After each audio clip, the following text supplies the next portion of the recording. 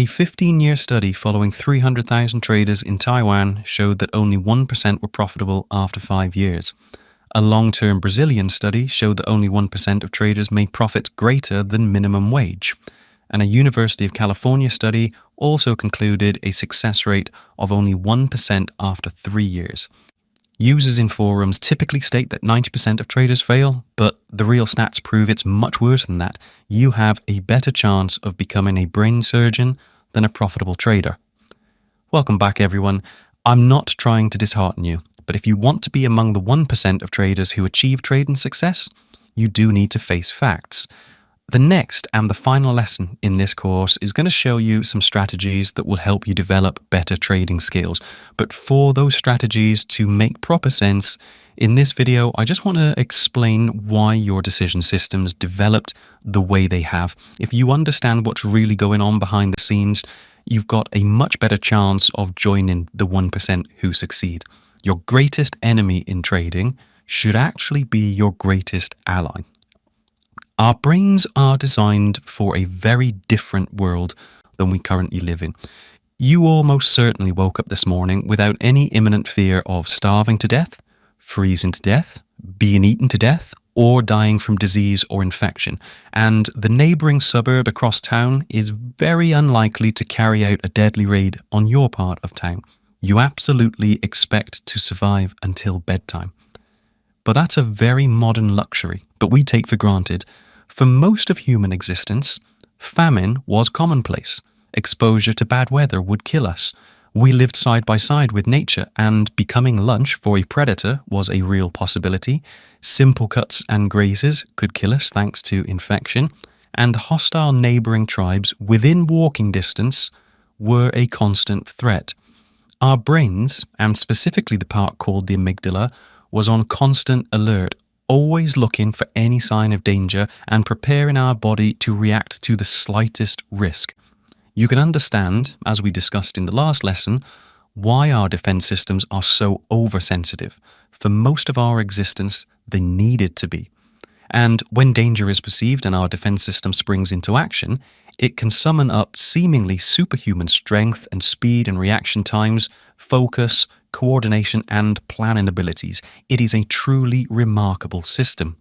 The problem is, modern society is entirely different and unbelievably safe by comparison. The evolution of civilization is so rapid, our brains haven't even begun to adapt and catch up. Our defense system is oversensitive because it's anticipating and expecting risks and dangers that for the most part are no longer there for us. So here's a simple example. We all own far more possessions than we need. Most of our belongings are luxuries, not necessities. And almost everything is manufactured in bulk. So even something relatively valuable, like a smartphone, if we break or lose it, we just claim on insurance and it's replaced within 24 hours. In the past, however, the small number of things we did own were critical to our survival, and keeping hold of them was a priority. They were hard to make or acquire. They broke easily or could easily be taken from us. As a result, we formed strong bonds to our possessions, and when facing the choice over whether to protect what we already had or risk them to acquire even more possessions, keeping a few things that we had turned out to be a much more successful strategy. So having a second flint knife may be a benefit, but do I really want to risk smashing up pieces of flint that I could cut myself on and bleed to death in order to make that second one? Well, it's much safer, literally, to just play it safe and hold on to what I've already got and not take any chances. And we've retained that same decision-making process and unconsciously apply it in our trading. You've just made a new equity high. You don't really want to risk giving that back, do you? Every fibre of your body will be telling you to take profit and play it safe. But on the other hand, in the past, when we were in real danger, it turned out that taking risks was a better strategy. Jumping over a ravine to escape a predator, discarding all our possessions to make the hike back to camp more manageable when we were exhausted, or taking a risk with an unknown plant when we were completely malnourished. When you're already behind and you have little left to lose, you may as well take the chance. And that's what we see when we're in a loss or have taken a string of losses in trading. we begin to take bigger risks, such as moving our stop loss wider, taking bigger position sizes, doubling down with our money management, or entering lower probability trades. All of our trading behaviors are directly tied to the historical development of our defensive survival systems. And you can see they are two opposite forces, staying safe and protecting what we have on the one hand, and taking risks to get out of a sticky situation on the other. And by cleverly knowing when to play it safe and when to take abnormal risks, we've managed to thrive. But as I've said before, capitalism and trading didn't exist when those decision systems were developing. The best way to understand this in trading is by looking at something more familiar like our relationship with food. And this isn't an analogy, it's a direct relationship. The vast majority of us on the planet have easy and plentiful access to a wide range of food, and we eat several meals and snacks every day. Just missing breakfast puts some people in a panic. But that certainly isn't how our bodies were designed or evolved. In the past, our bodies expected to go without food. Periods of fasting were the norm, and the majority of food we did eat was low in calories and nutrients, some leafy vegetables, occasional fruits and grains, and of course, it all varied by season.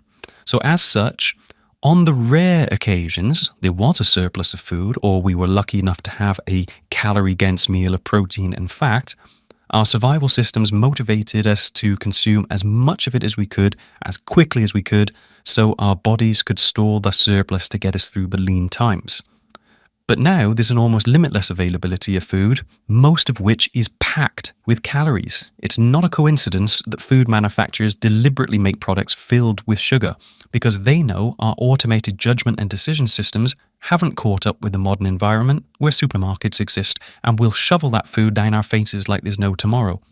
The technical term for this is maladaptive, meaning that your judgment and decision systems around food haven't adapted to the modern world. The same is true of trading. The defensive and intuitive decision systems you possess are maladaptive for the trading environment. And there's three things that really contribute most to how maladaptive our decision systems are for trading. First, the world our brains developed in were far simpler in terms of the complexity and the amount of information that we needed to process before making a decision. There's a lion, should I fight it or run away? Fairly simple. But the volume of data and information coming at you from your trading platform and news feeds is off the scale compared to the past, and it can easily overwhelm your defense systems.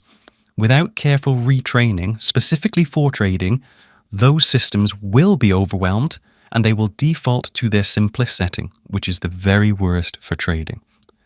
Secondly, it was more physical. The risks we faced usually meant bodily harm, and the solutions to problems usually involved hard work, persistence, and aggression. That's why you often want to do more and sometimes punch the computer screen after a loss. The threats coming out of the screen are subjective and have never been experienced before, and therefore cannot be accurately interpreted without retraining and recalibrating. And thirdly, the environment our defense systems developed in was much more spatial. We used to physically interact with the landscape and physically experience the cause and effect of our actions.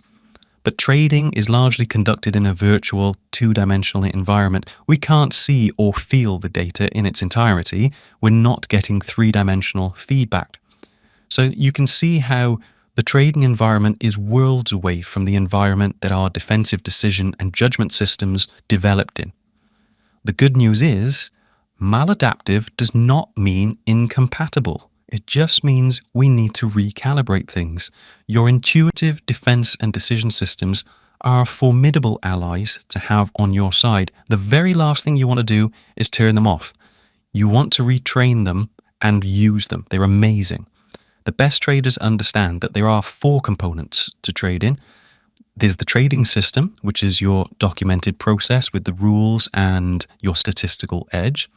Then there's your defense mechanisms, which, if retrained, will govern your risk management and ensure your long-term trading survival. Third, your intuitive decision system, which again, if retrained, will allow you to see unteachable patterns in the market, and you can act on them profitably. And then lastly, your logical decision system, which acts in an oversight capacity to manage and orchestrate the other three systems in unison. Being a good trader means using all of those components cohesively to your advantage.